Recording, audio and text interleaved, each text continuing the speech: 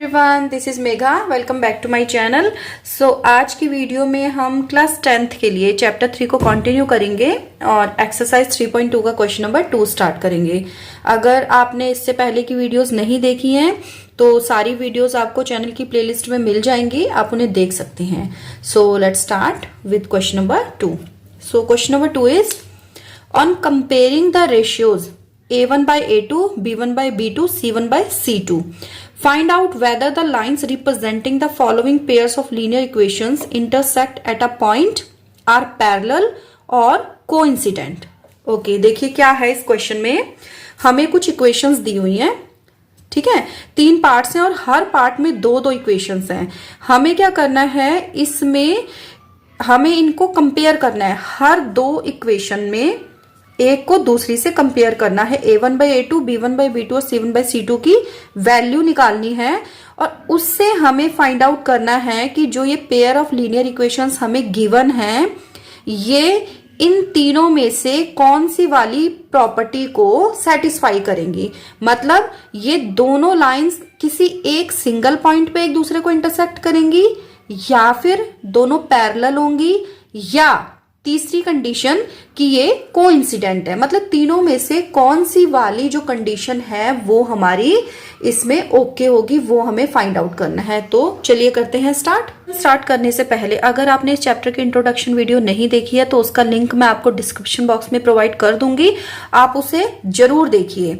देखिए, introduction video में इस चैप्टर में जितने भी कॉन्सेप्ट्स यूज हुए हैं, इवन अभी जो मैं आपको ये क्वेश्चन स्टार्ट करवा रही हूं, इस क्वेश्चन को करने का मतलब इसको सॉल्व करने का क्या तरीका है वो तो मैं आपको अभी बता रही हूं, बट जो मेन कॉन्सेप्ट है वो मैंने इंट्रोडक्शन वीडियो में बहुत अच्छे से एक्सप्लेन किया है। एक बार इंट्रोडक्शन वीडियो जरूर देखिए, इवन इस चैप्टर को स्टार्ट करने से पहले देखिए। इससे होगा क्या, देखिए, क्योंकि सारे कॉन्सेप्ट उसमें एक्सप्लेन है, तो आप जब भी कोई क्वेश्चन स्टार्ट करेंगे, सॉल्व करना स्टार्ट करेंगे, तो आपको एकदम से ये नया नहीं लगेगा। पहले से अगर आपने थोड़ा बहुत किया होगा तो आपको क्वेश्चन समझने में बहुत हेल्प मिलेगी, इजी लगेगा आपको क्वेश्चन।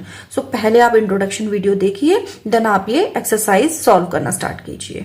तो करते हैं इसे स्टार्ट। सबसे पहले मैं आपको इसमें जर्नल इक्वेशन बताती हूँ। देखिए, जैसे ये इक्वेशन जो है ये नॉर्मल इक्वेशन, मतलब हमें गिवन है, इसमें नंबर्स गिवन है, बट हम इसके जर्नल फॉर्म कैसे लिखते हैं वो आपको पता होना चाहिए। तो वो होता है ax plus by plus c is equals to 0, ठीक है। ये होती है जर्नल फॉर्म किसी भी जो आपकी 2 वेरिएबल की इक्वेशन होती है उसकी, ठीक है। अब देखिए, हमें क्योंकि यहाँ पे 2 इक्वेशंस गिवन है, तो जो इसमें वेरिएबल्स होते हैं वो तो सेम होते हैं, बट जो इनके साथ जो नंबर्स होते हैं, मतलब जो इनके कॉफिशिएंट्स होते हैं, वो दोनों इक्वेशंस में डिफरेंट होते हैं। इट मीन्स हमें 2 इक्वेशंस के लिए 2 जर्नल फॉर्म चाहिए होंगी, ठीक है।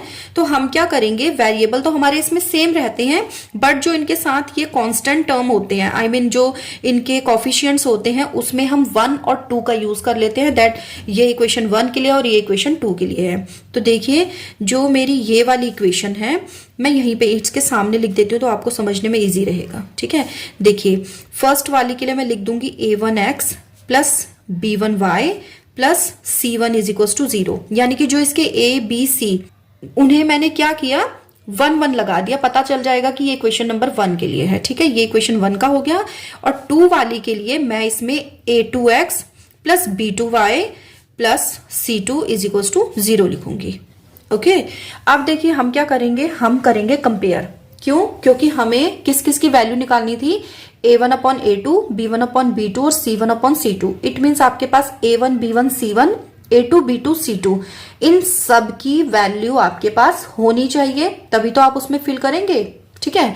तो अब देखिए, इनको कंपेयर कीजिए। देखिए, इस फर्स्ट वाली इक्वेशन को, ये जो फर्स्ट है इक्वेशन, इसको इसकी जर्नल फॉर्म से जब हम कंपेयर करते हैं तो देखिए, a1x को किससे कंपेयर किया जाएगा, 5x से। इट मीन्स a1 की वैल्यू कितनी हो जाएगी, 5, ओके। b1y यानी कि y वाला जो वेरिएबल है इस वाली इक्वेशन में, देखिए y वेरिएबल यहां है। इट मीन्स b1y की जो कंपेरिजन होगा b1y का, वो होगा -4y से। तो b1 की वैल्यू आ गई -4, और लास्ट में कौन है, c1, तो c1 के लिए कौन आएगा, 8, क्योंकि C1 क्या होता है, इसमें कांस्टेंट टर्म होता है, और कांस्टेंट टर्म इस इक्वेशन में क्या है, 8 है। सेम तरीके से हम क्या करेंगे, दूसरी वाली जो इक्वेशन हमें गिवन है इसको इसकी जर्नल फॉर्म से कंपेयर करके इसमें जो A1, A2, B2 और C2 है इनकी वैल्यू निकाल लेंगे। तो A2 की वैल्यू कितनी आ जाएगी, A2 किसका कॉफिशिएंट है, x का, ठीक है। तो A2 की वैल्यू कितनी आ जाएगी, यहां से x के साथ वाला देखिए 7, B2y यहाँ पे कितना है 6y, और वो भी पॉजिटिव, जो ये साइन होते हैं साथ में प्लस माइनस, इसे बहुत ध्यान से आप यूज कीजिए, क्योंकि एक प्लस और माइनस की गड़बड़ से ही आपका पूरा का पूरा क्वेश्चन गलत हो जाएगा। सो B2 की वैल्यू 6। नेक्स्ट क्या है C2, आप देखिए C2 की वैल्यू कितनी लेंगे, 9 नहीं लेंगे, पूरा का पूरा -9 लेंगे। अब नेक्स्ट हमें क्या करना था, A1 upon A2, B1 upon B2 और C1 अपॉन C2 की वैल्यू हमें फाइंड आउट करनी है, ठीक है।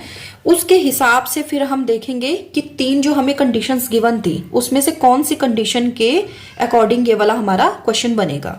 तो A1 अपॉन A2, A1 है 5, A2 है 7, डायरेक्ट आ गया आपका, क्योंकि इसमें होता क्या है कि आपको इसे लोएस्ट फॉर्म तक लेके जाना पड़ता है अगर ये लोएस्ट फॉर्म में नहीं होता है, बट फिलहाल हमें ये लोएस्ट फॉर्म में मिल चुका है। B1 बाई B2 -4/6, आप देखिए ये हमें लोएस्ट फॉर्म में नहीं मिल रहा है, ये आपके दोनों नंबर्स 2 से डिवाइड होंगे, 2 2 जा 4, 2 3 जा 6, it means B1 by B2 आ गया -2/3।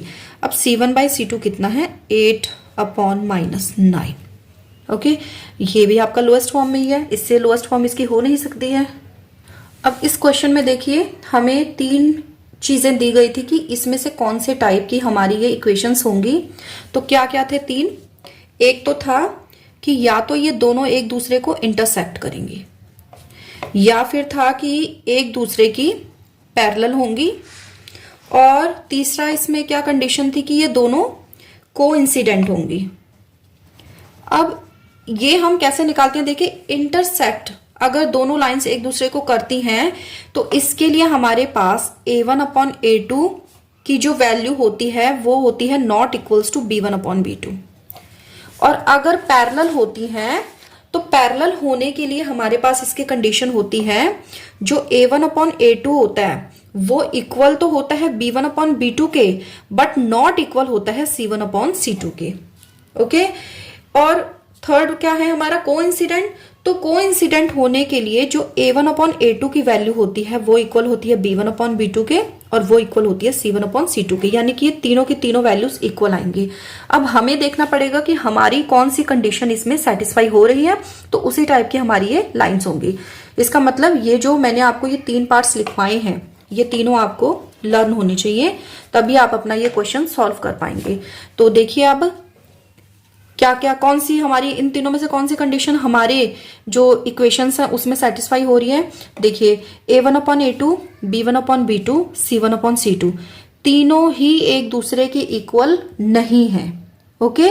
अब देखिए अगर पैरेलल होती तो कम से कम ये दोनों इक्वल होती, और कोइंसिडेंट होती फिर तो तीनों की वैल्यूज इक्वल होती, बट हमारे पास तीनों ही वैल्यूज इक्वल नहीं है। इट मीन्स हमारा जो ये फर्स्ट वाला है ये कंडीशन हमारी इसमें सेटिस्फाई होगी। इट मीन्स हम लिखेंगे because A1 by A2 is not equals to B1 by B2, so lines intersect each other. I hope आपको समझ आ रहा होगा अच्छे से ये क्वेश्चन। तो अब इसका पार्ट 2 कर लेते हैं। सेकंड पार्ट में भी हमारे पास 2 इक्वेशंस गिवन है। अब देखिए हम क्या करेंगे, डायरेक्टली A1 A2 B2 और A1 B1 C1 इन सब की वैल्यूज यहाँ पे लिखेंगे। तो देखिए फर्स्ट वाली इक्वेशन में से हमारे पास A1 आ गया 9, B1 आ गया 3, C1 आ गया 12। सेकंड वाली जो इक्वेशन है इसमें से A2 आ जाएगा 18, B2 आ जाएगा 6 एंड C2 आ जाएगा 24। अब नेक्स्ट काम क्या होता था, A1 by A2, B1 by B2 and C1 by C2 की वैल्यूज फाइंड आउट करना। तो A1 बाई A2 देखिए कितना हो जाएगा हमारा 9 बाई 18, 9 से ये कट हो जाएगा, 9 1 जा 9, 9 2 जा 18, यानी कि ये आ गई value 1 by 2। B1 by B2 ये हो जाएगा हमारा 3 बाई 6, 3 1 जा 3, 3 2 जा 6, ये भी 1 बाई 2 आ गया। नेक्स्ट है हमारा C1 बाई C2। C1 है हमारा 12 और C2 है हमारा 24। 12 1 जा 12, 12 2 जा 24, ये भी हमारा 1/2 आ गया। अब देखिए इन तीनों कंडीशंस में से हमारी कौन सी वाली सेटिस्फाई होगी, इसके हिसाब से थर्ड वाली, क्योंकि हमारी A1/A2, B1/B2, C1/C2 तीनों की वैल्यू 1/2 आई है, मतलब इक्वल आई है। इट मीन्स जो हमारी ये वाली लाइंस होंगी ये कैसी होंगी, को इंसिडेंट होंगी। को इंसिडेंट का मतलब मैंने आपको बताया था कि एक के ऊपर दूसरी लाइन जो है लाई करती है। ओके, जैसे एक लाइन अगर हम ड्रॉ करें तो जो दूसरी लाइन होगी वो एग्जैक्टली उसके ऊपर लाई करती है, उसके ऊपर होती है। ओके, सो अब इसका आंसर मैं लिख दूंगी, because A1/A2 is equals to B1/B2 is equals to C1/C2, so lines are coincident. अब इसका थर्ड पार्ट कर लेते हैं। थर्ड में भी हमारे पास दो इक्वेशंस गिवन है, 1 और 2 मैंने इसमें लिख लिया है। सो सबसे पहले A1 कितना है, देखिए ऊपर वाली इक्वेशन से निकलेगा 6 और B1 -3 और C1 10। नेक्स्ट सेकंड इक्वेशन में से A2 हो गया हमारा 2, B2 हो गया -1 एंड C2 हो गया हमारा 9। अब नेक्स्ट स्टेप क्या होता था, A1/A2, B1/B2 एंड C1/C2 की वैल्यूज निकालना। ओके, तो देखिए A1/A2 कितना हो जाएगा हमारा 6/2, 2 1 जा 2, 2 3 जा 6, यानी कि A1/A2 की वैल्यू आ गई 3/1, मतलब 3 आ गया। B1/B2 ये हमारा हो जाएगा -3 डिवाइडेड बाय -1, तो माइनस से माइनस हो गया कैंसल, इट मीन्स ये भी वैल्यू आ गई हमारी 3। और C1/C2 ये आ गया हमारा 10/9, यानी कि ये हमारी वैल्यू डिफरेंट है। तो अब देखिए तीनों कंडीशंस में से हमारी कौन सी वाली सेटिस्फाई होगी, हमारी हो रही है A1/A2 is equals to B1/B2 and not equals to C1/C2। ये देखिए ये वाली, यानी कि हमारी तीनों लाइंस कैसे दोनों लाइंस कैसी होंगी, पैरेलल होंगी। तो इसमें हम लिखेंगे because A1/A2 is equals to B1/B2 and not equals to C1/C2, so lines are parallel। Okay, so question number 2 के 3 ही पार्ट थे, तीनों हमने कंप्लीट कर लिए हैं। सो आपको ये वीडियो कैसी लगी कमेंट करके जरूर बताइएगा, और वीडियो को अपने फ्रेंड्स के साथ, अपने क्लासमेट्स के साथ जरूर शेयर कीजिएगा। सो मिलते हैं नेक्स्ट वीडियो में नेक्स्ट क्वेश्चन के साथ। Till then take care, bye bye.